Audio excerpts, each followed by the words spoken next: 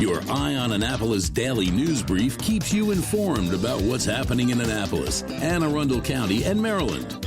Local news, local sports, local events, local opinion, and, of course, local weather. Your Eye on Annapolis daily news brief starts now.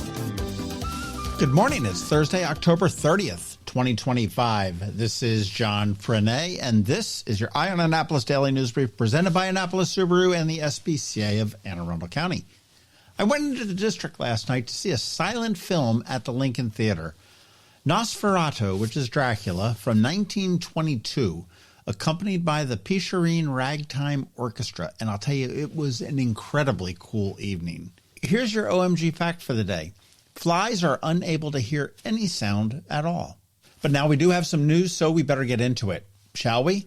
Anne Arundel County Public Schools are reporting a significant rise in hand, foot, and mouth disease, with Superintendent Mark Bedell warning families that the uptick spans multiple schools and child care centers. The Anne Arundel County Department of Health has logged 26 outbreaks this year in the county, defined as 3 or more cases in a classroom over 7 days, while statewide reports have jumped to 34 in 2025 compared to just 4 in 2024. Most cases are at the elementary level and are typically mild, but the infection is highly contagious and marked by mouth sores and a rash on the hands and feet. Bedell said school closures are unlikely. Instead, schools are stressing frequent cleaning of high-touch surfaces and strong hygiene. Wash hands thoroughly, cover coughs and sneezes, and disinfect toys or items contaminated with saliva. Students should stay home if they have a fever, are drooling from mouth ulcers or cannot manage secretions, or have draining sores that cannot be covered. Families at affected schools are notified through the district's communication systems. We're not alone. Neighboring jurisdictions, including Prince George's, St. Mary's, and Montgomery counties, and some Virginia districts are also reporting increases.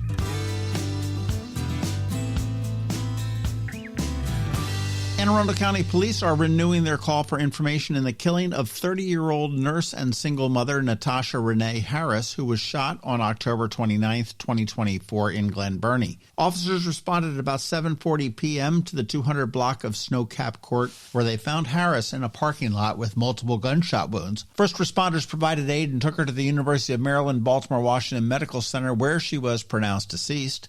Detectives say that the case remains a priority, and based on a February 25 update, they do believe that the shooting was indeed targeted. The homicide unit continues to collect and review evidence and interview witnesses, emphasizing that even the smallest of details can help. Anyone with any information or thinks they may have any information should contact the homicide unit at 410-222-4731, or you can call the anonymous Anne Arundel County Police tip line at 410-222-4700, or you can submit an anonymous tip to Metro Crime Stoppers at 1-866-7-LOCKUP or metrocrimestoppers.org/submit-a-tip.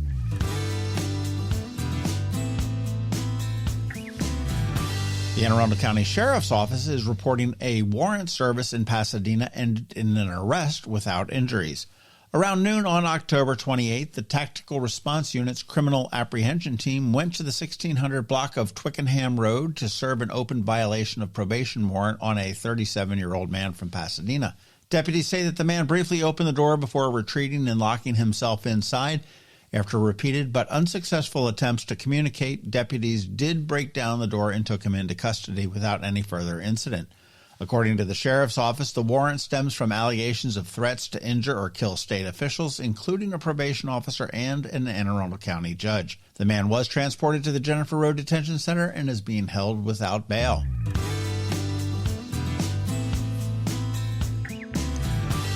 Shady Side has once again turned up the heat in Greater Baltimore's housing market.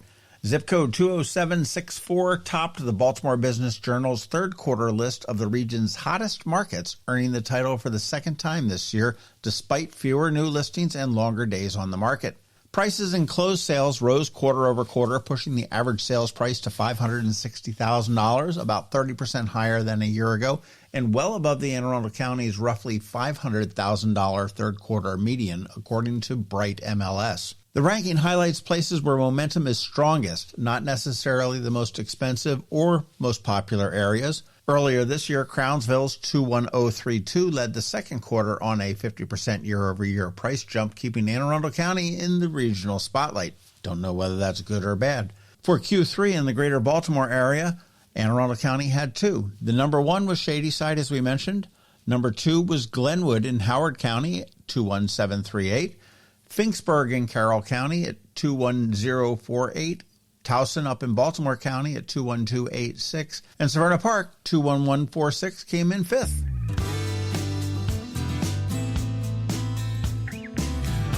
You want to be sure to catch our local business spotlight this weekend. This week I am talking with Beth Rosenberger from House & Solutions all about job hunting, and she is a recruiter.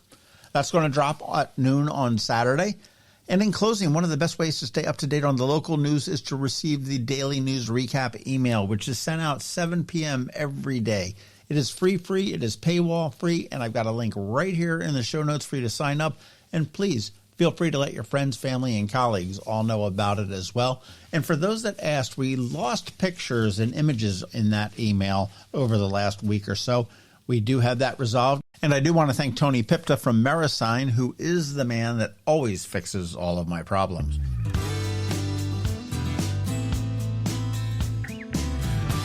All right, that is a wrap. As always, thank you for being you, and a thank you to the sponsors for today's Daily News Brief. Annapolis Subaru, the SPCA of Anne Arundel County, Hospice of the Chesapeake, Fish for a Cure, and Interim Healthcare of Annapolis.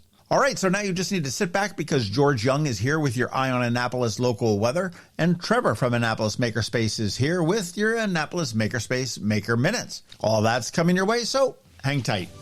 When someone you love needs care at home, you want more than just help. You want trusted support from people who truly care. That's where Interim Healthcare of Annapolis comes in. Locally owned and serving seniors in Anne Arundel, Baltimore, Charles, Prince George's, and Queen Anne's counties. Interim Healthcare of Annapolis offers personalized in-home care that's flexible, reliable, and compassionate. From Alzheimer's and dementia care to assistance with bathing, dressing, fall prevention, transportation to appointments, and even 24-hour care. Interim of Annapolis also offers respite care to give family caregivers a much-needed break. With Interim Healthcare of Annapolis, you get the backing of a trusted national network and the heart of a hometown provider. Call Art Dandridge at 443-808-1003 or visit interim.com/Annapolis to learn more. That's interim.com/Annapolis. Interim Healthcare of Annapolis. Personalized service at home, peace of mind, and always there when you need care. Next up, we're diving into today's Eye on Annapolis weather forecast. From sunny skies over the bay to storm warnings that could impact your plans, we've got the details to keep you ahead of the curve. Stay tuned. It's all coming your way in just a moment. Hey everyone, this is George Young with the Eye on Annapolis Daily News Brief weather forecast for Thursday, October 30th. Active weather day today for the Annapolis region with rain and wind throughout a good portion of the day, with gusty winds sticking around through at least tomorrow evening, ahead of a very nice weather weekend as we say goodbye to daylight saving time starting 2 a.m. Sunday morning. Look for highs today in the mid to upper 60s and possibly even low 70s in spots, with maybe an inch or more of total rainfall by the end of the day as showers and thunderstorms move through the area with an area of low pressure, causing winds to gust to near 30 miles per hour at times out of the east. With sunshine then returning tomorrow through Sunday, with highs tomorrow near 60 degrees, with winds gusting out of the west up to 40 miles per hour at times, with sunny skies and lighter winds expected this weekend, with highs near 60 degrees each day, with more of the same expected much of next week. Okay, that's it for today. This is George Young for Eye on Annapolis Weather. Make it a great day out there today. Stay healthy and be safe. And be sure to visit eyeonannapolis.net/weather for the latest conditions and forecast information for the Annapolis region, so you can always stay weather informed. Fish for a day, party for a night, all for a great cause. Don't miss Fish for a Cure's 19th annual fishing tournament and shore party, Saturday, November 1st at Safe Harbor, Annapolis. Register to fish and raise funds for the Cancer Survivorship Program at Luminous Health Anne Arundel Medical Center's Gayton and Joanne D. Cesaris Cancer Institute. All funds raised directly benefit cancer patients and their families. Register your boat or get your shore party ticket for fishforacure.org. Again, that's fishforacure.org. Every week, makers, crafters, and educators hold events all over the area. Highlighting some of those, here's our Maker Minutes, brought to you by Annapolis Makerspace. Hey, this is Trevor from Annapolis Makerspace with this week's Maker Minutes. On Sunday, check out the First Sunday Arts Festival. This will be the last one of the year before it flips over to the Chocolate Bench Festival in December. Always a great time with lots of local vendors, great music and food. At Knits and Pieces off of Bestgate Road. Thursday, they have a Colorwork Without Tangles beginner mosaic knitting workshop. Saturday, there's Rockin' Around the Stocking, design your own knit colorwork stocking, as well as an intermediate amigurumi crochet reindeer workshop. On Sunday, there's comprehensive learn to knit, as well as a series of mitts. And then on Monday, there's an ornament workshop for November, with a different theme each week. And registration is open for mosaic crochet, crocheting a Christmas stocking, as well as more ornament workshops for December. At Books for International Goodwill up Defense Highway, tomorrow and Saturday, they're having another one of their big book sales, which is a benefit for the Pearl Rotary Club. At Local by Design, on Saturday, check out their wire wrapping workshop. At Art Farm in Annapolis, today they have natural dyeing with clay and indigo. Saturday, they have double exposure intermediate photography. On Sunday, there's Vibe Flow and Chill Yoga. And then on Tuesday, there's a virtual botanical drawing for beginners, as well as watercolor pop-up workshop. And registration is open for more adult workshops, including their art bar, the Creative Circle monthly meetup, family art night, community figure drawing, and a mystery art making workshop. And Art Farm's kids camps are in full swing. Saturday, there's Art and Identity, Express Yourself for grades 4 through 6, as well as a kids art school for grades 1 through 3. On Monday, there's a kids' art school for ages 4 through 5, as well as another one for grades 1 through 3, and also fashion design, sketching and conceptualizing for grades 6 through 9. On Tuesday, there's a kids' art school for grades 1 through 3, as well as another one for grades 4 through 6. Then on Wednesday, there's drawing and painting for grades 4 through 6, as well as hand-drawn comics for grades 3 through 5. At the Anne Arundel County Public Library system this week, today, Broadneck has STEM Tinker Lab with Spooky Science, and Odenton has a paint night. Tomorrow, Eastport Annapolis Neck has a Halloween storytime and craft. Saturday, Serrano Park has pre-K process art. Mountain Road has 5 steps to a native garden. Serrano Park has Hello Kitty's bow craft. Deal has Science Saturday with Energy. And Discoveries, the library at the mall, has a movie and craft night, with the movie being Book of Life. On Monday, Crofton has beginner coding with iCode School. Tuesday, Glen Burnie has Little Artist process art. Odenton has a hackathon, where you can advance through computer gaming levels to hone your hacking skills. Broadneck has an autumn-themed paint night. And there's also an online session with the Mindful Art of Zentangle. Finally, on Wednesday, Edgewater has Skeins and Stitches, Serrano Park has a Lego Challenge, and Bush Annapolis has sewing skills with mending. If you have any questions about the Annapolis Makerspace, the Maker Minutes, or any of these events, feel free to contact me at trevor@makeannapolis.org. And you can find links to all these events at the Annapolis Makerspace website, also at makeannapolis.org. Whether you're making art, software, sawdust, or just a mess, chances are you're already a maker. This has been Trevor from Annapolis Makerspace with this week's Maker Minutes. Coping with advanced illness can be overwhelming, and determining the best options for a loved one isn't always so easy. But here at Hospice of the Chesapeake, your hometown hospice, we want you to know you do have a choice. You can choose exactly who provides the care and the type of care you receive, and it's your decision when and where your loved one receives that care. We have served our community, family, and friends for over 40 years. We are there when you need us. Learn how we can help at hospicechesapeake.org.